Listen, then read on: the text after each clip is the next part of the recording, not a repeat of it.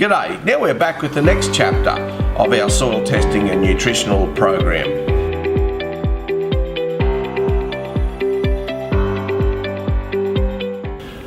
We've taken the soil test, we've talked about the farm plan.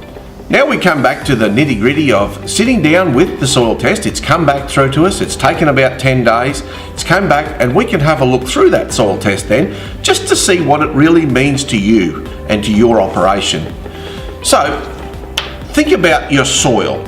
Your soil is made up of three main parts. We like to think of it as the mineral nutrition part of it, the organic matter or the biology part of it, and then the soil structure. So, fitting that back into your farm plan, it's not just nutrients.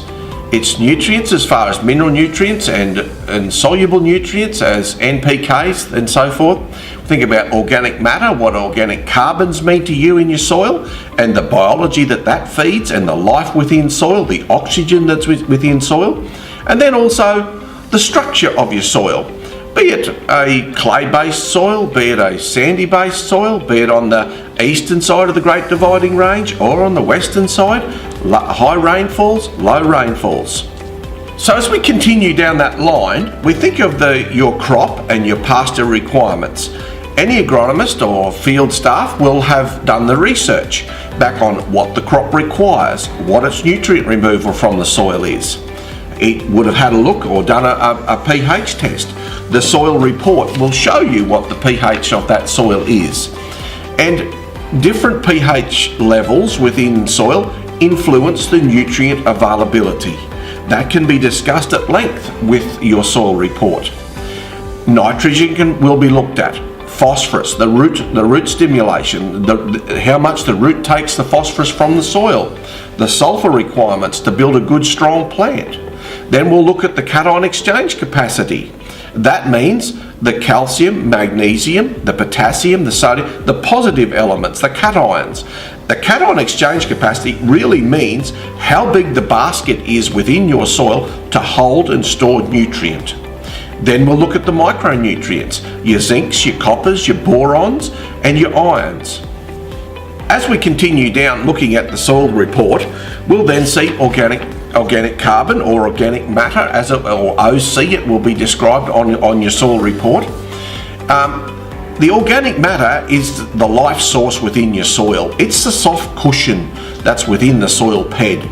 The biology lives within this circle, and it breaks down that matter to make the nutrients available. And it's like the biology the organic matter is the food for the biology to break that product down and break the mineral nutrients down and make it available to the root system of the plant. The plant also extrudes extradites back out into the soil, acids back out into the soil to break down that nutrient and to take it back up into the plant. So when we look at organic matter, it's very much a key part of your soil structure. It's the life within the soil. It needs oxygen to feed and make it a living environment within the soil for the plant to feed on. And also the whole structure of this and this organic matter system needs moisture to break it down, makes the whole thing work. So as we look at then the organic matter, we go from the organic matter and look at the structure of it. And we started to talk in the last section about structure and how you can do improvements on your farm. Think of the hard pan problems that you may have.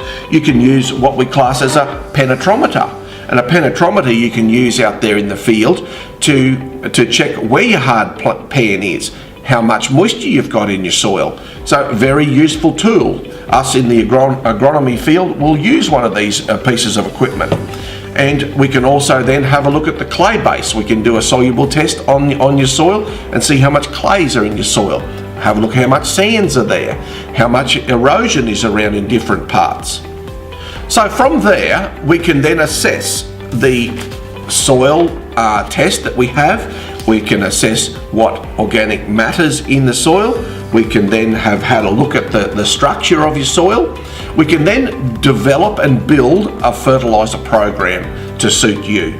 Remember, we spoke back in the farm planning side of it that we like to look at 3 years. As the program unfolds then, look at your different crops, your pastures that you have.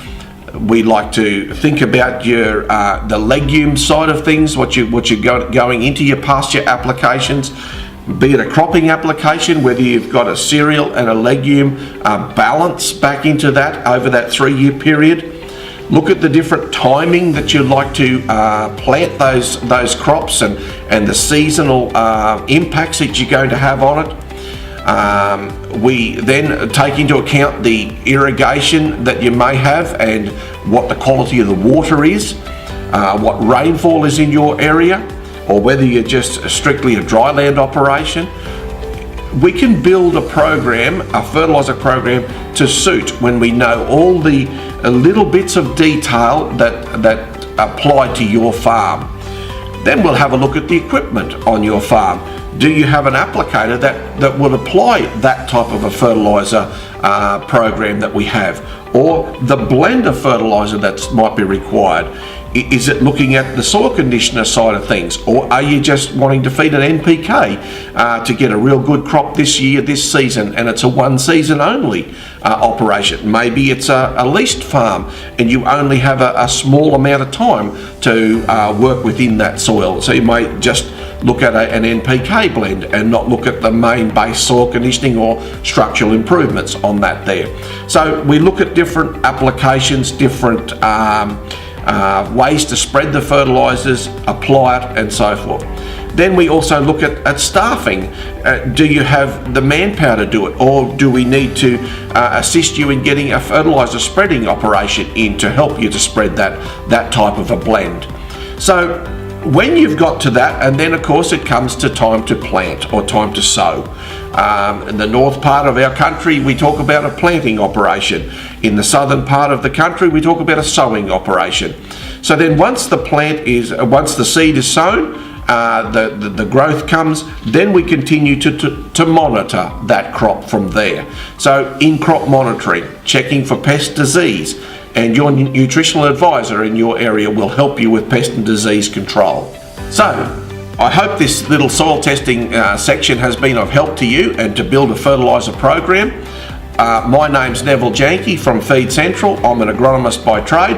I can help you out with your fertiliser program, with having a soil test being done and fitting a plan to suit your operation. If you'd like to give us a call on 1300 669 429, or myself, Neville, on mobile 0407 030 353. Thank you.